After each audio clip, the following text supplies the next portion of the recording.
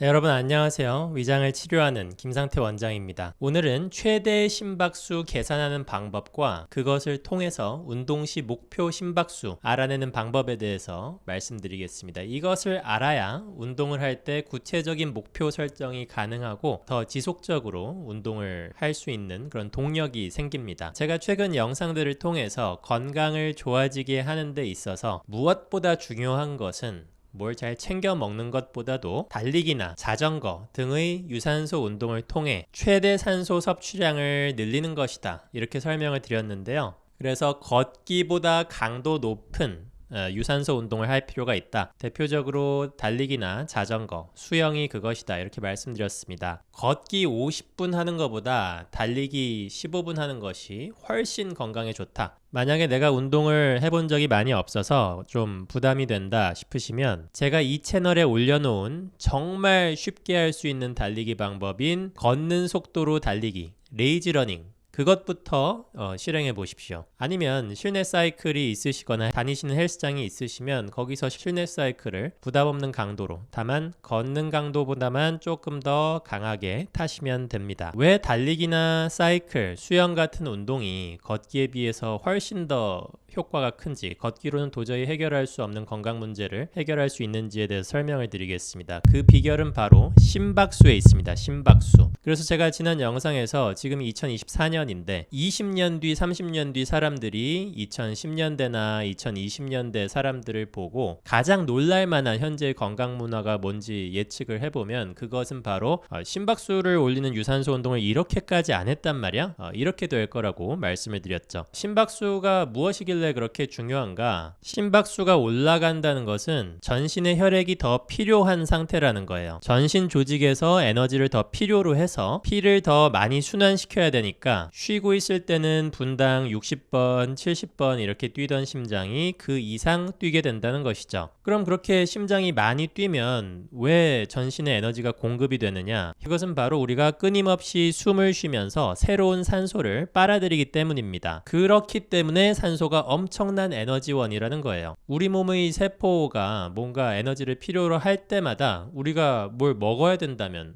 우리는 하루 종일 먹어야겠죠. 그런데 그렇게 할 필요가 없는 게 음식보다 훨씬 더 강력한 에너지원인 산소가 있기 때문에, 그렇기 때문에 숨을 더 잘 쉬어주기만 하면 됩니다. 그렇게 하기 위해서는 평소에 이렇게 심박수를 올리는 숨차는 유산소 운동을 해야 된다. 만약에 그렇게 단련이 되면 평소에 내가 쉬고 있을 때도 똑같이 숨을 쉬어도 공기 중에 산소를 더 많이 빨아들여서 기운이 나고 잘 안 지치고 소화력, 체력이 좋아지고 전반적인 신체 기능이 향상된다는 것입니다. 그러면 심박수를 어디까지 올려야 되느냐? 그것은 사람마다 다 다릅니다. 그걸 계산하는 방법에 대해서 알려드리겠습니다. 우리가 평소에 심장은 보통 분당 72회 정도를 뜁니다. 누워있거나 자고 있을 때는 더 내려가고요. 운동을 하면 심박수가 올라가고요. 그리고 코로나 같은 거 걸려도 그 걸린 기간 동안 열나고 힘들 때 심박수가 올라갑니다. 왜냐하면 전신의 면역력이 코로나 바이러스랑 싸우고 있기 때문에 전신에서 에너지를 더 필요로 해요. 그래서 가만히 있는데도 막 심박수가 100 이상 넘어갈 수 있습니다. 코로나 걸리면. 운동을 할 때도 당연히 심박수가 올라가겠죠. 그러면 운동을 한다고 할 때 당연히 운동 강도에 따라서 심박수가 올라가는 정도가 다를 텐데요. 강도에 따라서 나눠보겠습니다. 강도에 따라서 가장 낮은 강도의 심박 구간을 존 1이라고 할게요. 자, 가장 낮은 강도의 운동 구간은 최대 심박 대비 한 50%에서 60% 정도입니다. 그리고 그거보다 한 단계 더 높은 강도의 운동, 비교적 저강도 운동이거나 저강도에서 중간강도 사이 정도의 운동을 존 2라고 합니다. Z2라고 써놨어요. 그것은 최대 심박수 대비 60%에서 70% 정도의 구간입니다. 자, 중간강도는 최대 심박 대비 70%에서 80% 정도로 보고요. 그 다음에 중간강도 이상, 고강도 운동 구간은 최대 심박 대비 80%에서 90% 정도로 봅니다. 최대 심박의 거의 90% 이상, 100%에 육박하는 구간은 한계의 운동 구간이라고 봅니다. 내가 낼 수 있는 최대치의 힘인 것이죠. 자, 그럼 최대 심박수를 기준으로 해서 이 심박수 구간을 정해야 되는데 최대 심박수 구하는 방법을 알아야겠죠? 최대 심박수 구하는 방식으로 가장 널리 알려진 것이 220에서 자기 나이를 빼는 것입니다. 여기서 자기 나이라는 건 당연히 만 나이고요. 그런데 일단 이 공식 자체가 정확한 것은 아닙니다. 그렇지만 이제 워낙 많이 알려져 있는 공식이다 보니까 일단 요걸 기준으로 한번 구해 보겠습니다. 그래서 내가 만약에 20살이다 할 때 220에서 자기 나이 20을 빼니까 그건 얼마예요? 200이죠? 그래서 20살인 사람은 자기 최대 심박수가 200이라고 보면 됩니다. 요 공식에 따르면. 그러면 90%에서 100% 구간은 180에서 200 구간이겠죠? 그래서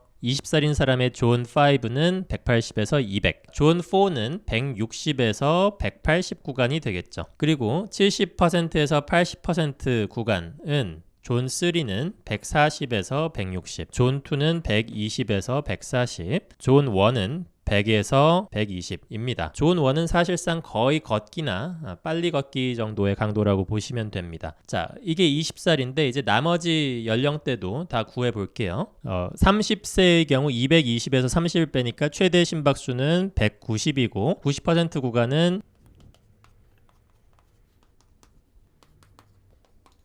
자, 이렇게 220에서 나이를 뺀 다음에 구한 최대 심박수를 기준으로 해서 그 비율 구간에 따라서 존 1부터 구해봤습니다. 자, 그래서 이걸 가지고 운동 시 목표 구간을 정하는데 존 1은 사실상 걷기 레벨이에요. 그래서 제가 이 채널에서 여러분들에게 말씀드리는 것이 건강을 증진시키고 내 산소 섭취량을 늘리려면 최소 존 2로 진입을 해야 되고, 제가 이 채널에 올린 레이지러닝 같은 걸 하시면 존 2가 나올 겁니다. 자, 그리고 중고강도 운동으로 올라갈수록 내 몸의 산소 섭취량이 더 늘어나게 돼 있어요. 그래서 내가 만약에 정말 만성적인 체질적인 소화불량이 있고 저질 체력이다, 중강도 고강도 구간을 운동을 해보시는 것이 굉장히 유의미한 치료 중에 하나라고 할 수 있습니다. 그런데 여기서 문제가 있어요. 이게 이제 이 테이블을 다 구한 게 최대 심박수를 기준으로 계산한 건데 220에서 자기 나이를 빼는 것이 과연 정확한 내 최대 심박수가 맞느냐 하는 문제가 있는 것이죠. 딱 봐도 정확하지 않을 수밖에 없는 게, 똑같은 30세, 똑같은 50세라도 사람마다 신체 기능이 다 다르고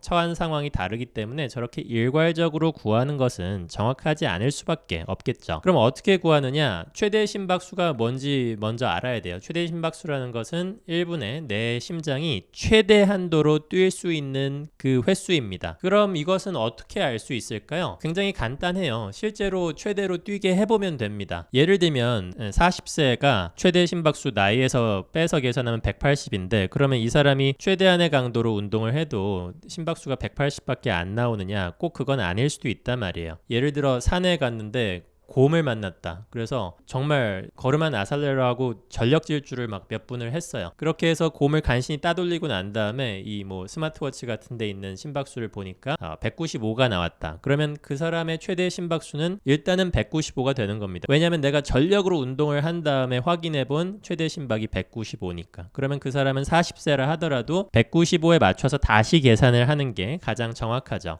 그래서 사실 개인의 최대 심박수는 내가 재보기 전까지는 몰라요. 요 220에서 나이를 빼는 공식 외에도 카르보넨 공식이나 카르보넨 공식에도 안정시 심박수를 구하는 방법이 있고 또 다른 방식도 있고 한데 어디까지나 다 추정치일 뿐이고 실제로는 재보기 전까지는 모릅니다. 그러면 어떻게 재느냐? 말씀드린 대로 운동 부하를 줘서 재야 되는데요. 이것을 재는 다양한 방식들이 있는데 이게 사실 정답이 있는 것은 아니에요. 운동 경력이 어느 정도 쌓이기 전까지는 이걸 잰다는 것 자체가 너무 고강도 운동이 돼버리기 때문에 부상의 우려도 있고 해서 추천드리고 싶지는 않습니다. 그래서 초보자의 경우는 요 테이블을 보고 그냥 여기에 맞게 목표 심박수를 최소한 존 2에 진입할 수 있도록, 그러니까 50대면 한 120까지 도전해보는 쪽으로 운동 구간을, 운동 강도를 정하는 것이 이상적이다. 그리고 이 공식으로 계산하면 60대, 70대의 경우 존 2 기준이 너무 낮아져요. 실제로 요거보다는 조금 더 올려서 도전해도 요즘 60대, 70대 분들 가능하십니다. 뭐 여기서 60대, 70대인데 뭐 120대, 130대 심박수가 나온다고 해서 전혀 큰일 나지 않습니다. 근데 만약 내가 50대인데 운동을 했는데 125만 나왔는데 올렸는데도 너무너무 힘들다. 그러면 그게 나한테는 좀 한계인 거예요. 다시 구간을 낮춰서 100에서 120 사이, 110 정도의 구간을 운동시 목표 심박으로 설정하고 다시 꾸준히 운동을 하다가 나중에 조금 더 목표 심박수를 올려봐도 되고요. 좀 더 체력이 쌓이면 저강도와 중고강도를 반복하는 운동인 인터벌 트레이닝 같은 걸 해보셔도 됩니다. 요 구간에서 운동하다가 요 구간에서 운동하다가. 자, 오늘은 이제 최대 심박수를 구하는 방법, 그리고 그것을 바탕으로 운동시 목표 심박수를 구하는 방법에 대해서 알아보았는데요. 요새 들어서 이제 뭐